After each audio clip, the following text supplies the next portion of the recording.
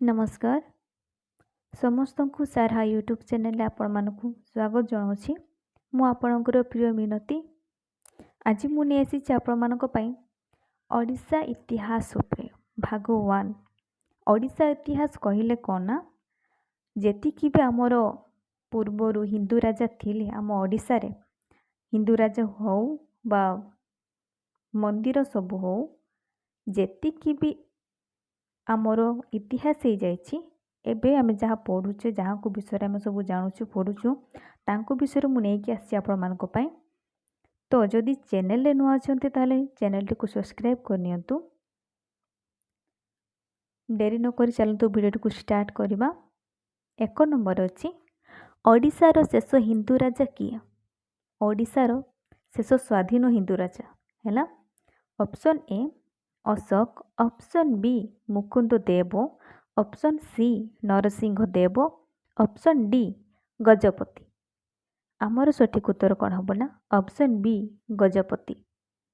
2 number केउ ख्रीष्टाब्दरु ओडिशा इंग्रेज मानकर शासनाधीन हैला option A 1803 option B 1936 option C 1245 option D 1264 हैला यार सठिक उत्तर हम ऑप्शन ए 1803। 3 नंबर अशोक केउ ख्रीष्टाब्द कलिंग आक्रमण करथिले यार उत्तर मु आपण मानकु कहिबिनी यार सठिक उत्तर आपण माने मते कमेंट माध्यम रे जणाइबे मु आपण मानक उत्तर टी को अपेक्षा करबी। 4 नंबर अछि कलिंग खारबेल केउ शताब्दी रे राजत्व करथिले ऑप्शन ए पंचम शताब्दी ऑप्शन बी तृतीय शताब्दी ऑप्शन सी प्रथम शताब्दी ऑप्शन डी द्वितीय शताब्दी यार सठिक उत्तर हम ऑप्शन सी प्रथम शताब्दी हैला। 5 नंबर खारबेल केउ वंशर राजा थिले ऑप्शन ए सोमवंश ऑप्शन बी चेदी वंश ऑप्शन सी गंग वंश ऑप्शन डी सूर्य वंश यार सठिक उत्तर हम ऑप्शन बी चेदी वंश हैला। 6 नंबर अछि खारबेल केउ उपाधि रे भूषित होइथिले यार ऑप्शन टी आपण मानक पई दुईटी रखिछि दुईटी मध्यरु कोउटा हबो आमे जानिबा ऑप्शन ए महामेघ वाहन कालिंगाधिपति ऑप्शन बी नवगोटी कर्णाटक कळबेश्वर हैला यार सठिक उत्तर हम ऑप्शन ए महामेघ वाहन कलिंगाधिपति हैला। 7 नंबर देखिबा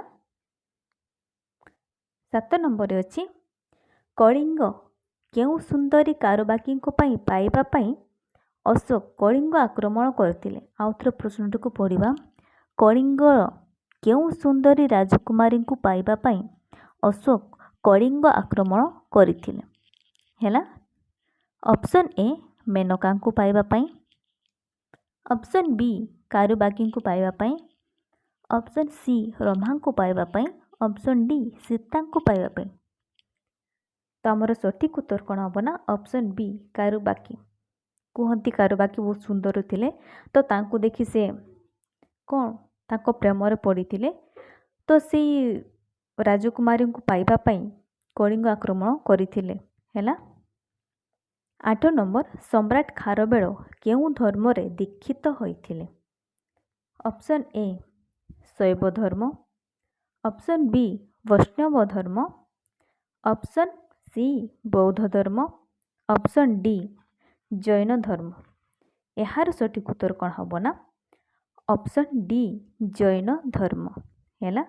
9 नंबर अछि सूर्य वंशर प्रतिष्ठाता केउ राजा थिले option A Mukunda Dev option B Yayati Keshari option C Ashok option D Gajapati Kapilendra Deva हैला यार सठिक उत्तर कौन हम ना ऑप्शन डी गजपति कपिलेन्द्र देव हैला से होचंती सूर्यवंशर प्रतिष्ठाता। 10 नंबर देखिबा 10 ନମ୍ବର ଅଛି ଗୋବିନ୍ଦ ବିଦ୍ୟାଧର କେଉଁ ବଂଶର ପ୍ରତିଷ୍ଠାତା ଥିଲେ? ହେଲା option A Suryavamsha, option B Somavamsha, option C Bhoi ବଂଶ, ଅପସନ୍ ଡି ଚେଦି ବଂଶ। ଏହାର ସଠିକ୍ ଉତ୍ତର ହେବ ଅପସନ୍ ସି ଭୋଇ ବଂଶର ପ୍ରତିଷ୍ଠାତା ଥିଲେ ଗୋବିନ୍ଦ ବିଦ୍ୟାଧର। ହେଲା 11 ନମ୍ବର କ୍ୱେଶ୍ଚିନ୍ ସୋମବଂଶର ରାଜାମାନେ କେଉଁ ଧର୍ମାବଲମ୍ବୀ ଥିଲେ? ଅପସନ୍ ଏ ଶୈବ ଧର୍ମ, ଅପସନ୍ ବି ଜୈନ ଧର୍ମ, ଅପସନ୍ ସି ବୌଦ୍ଧ ଧର୍ମ, ଅପସନ୍ ଡି ବୈଷ୍ଣବ ଧର୍ମ। ଏହାର ସଠିକ୍ ଉତ୍ତର କ'ଣ ହେବ ନା ଅପସନ୍ ଏ ଶୈବ ଧର୍ମ।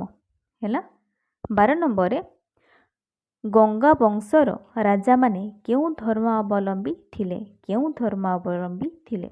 ହେଲା ଅପସନ୍ ଏ ଶୈବ ଧର୍ମ, ଅପସନ୍ ବି ବୈଷ୍ଣବ ଧର୍ମ, ଅପସନ୍ ସି ଜୈନ ଧର୍ମ, ଅପସନ୍ ଡି ବୌଦ୍ଧ ଧର୍ମ। ହେଲା ଏହାର ସଠିକ୍ ଉତ୍ତର କ'ଣ ହେବ ନା ବୈଷ୍ଣବ ଧର୍ମ ବି ହେବ ସଠିକ୍ ଉତ୍ତର। ତାପରେ ଦେଖିବା 13 ନମ୍ବର କଟକ ସହରର ପ୍ରତିଷ୍ଠାତା କିଏ? ଏହାର ଉତ୍ତର ପ୍ରାୟ ଆଶା କରୁଛି ଆପଣମାନଙ୍କୁ ଜଣାଥିବ। ଦେଖିବା ଅପସନ୍ ଏ ଯଯାତି କେଶରୀ। ଯଦି ଜାଣିଛନ୍ତି ପ୍ରଶ୍ନର ଉତ୍ତରଟିକୁ ତାହେଲେ ମୁଁ ଯେତିକି ଭିତରେ ମୁଁ ତା ଆନ୍ସର୍ଟାକୁ କହିବି ସେତିକି ଭିତରେ ଆପଣମାନେ ଆନ୍ସର୍ଟାକୁ ଦେଇପାରିବେ। ହେଲା option A Yayati Keshari, option B Nripu Keshari, option C Ashok, option D Prataparudra Deva. ଏହାର ସଠିକ୍ ଉତ୍ତର ହେବ ଅପସନ୍ ବି ନୃପୁ କେଶରୀ। ହେଲା 14 ନମ୍ବର ପୃଥିବୀ ବିଖ୍ୟାତ କୋଣାର୍କ ମନ୍ଦିରର ନିର୍ମାଣ କିଏ କରିଥିଲେ? ହେଲା ଯଦି ଏହାର ଉତ୍ତର ବି ଜାଣିଛନ୍ତି ଆପଣମାନେ ଆନ୍ସର୍ଟି ମୁଁ କହିବା ପୂର୍ବରୁ ଯଦି ଜାଣିଛନ୍ତି କମେଣ୍ଟ ମାଧ୍ୟମରେ ଜଣାନ୍ତୁ। Option A Yayati Keshari, option B Prataparudra Deva, option C Langula Narasingha Deva ପ୍ରଥମ, ଅପସନ୍ ଡି ବିଶୁ ମହାରଣା।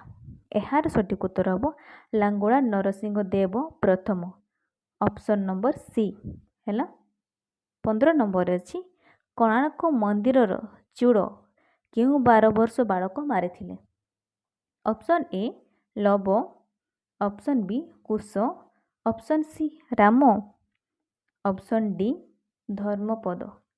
ଆପଣମାନେ ଜାଣିଛନ୍ତି ତାଙ୍କ ବାପା ଯିଏକି ବିଶୁ ମହାରଣା 1200 ବଢ଼େଇକୁ ନେଇକି ମନ୍ଦିରକୁ ତିଆରି କରିଥିଲେ ତ ଚୂଳ ସେ ମାରିପାରିନଥିଲେ। ତ ଚୂଳ କିଏ ମାରିଥିଲେ ନା ତାଙ୍କର ପୁଅ ବିଶୁ ମହାରଣାଙ୍କ ପୁଅ ଧର୍ମପଦ ସେ ଚୂଳକୁ ମାରିଥିଲେ। ହେଲା ଆଜିର ଭିଡ଼ିଓ ଏତିକି ଥିଲା। ଆଶା କରୁଛି ଆପଣମାନଙ୍କୁ ଭିଡ଼ିଓଟି ଭଲ ଲାଗିଥିବ। ଯଦି ଭିଡ଼ିଓଟି ଭଲ ଲାଗିଥାଏ ତାହେଲେ ଲାଇକ୍ ସେୟାର କମେଣ୍ଟ ନିହାତି କରିବେ।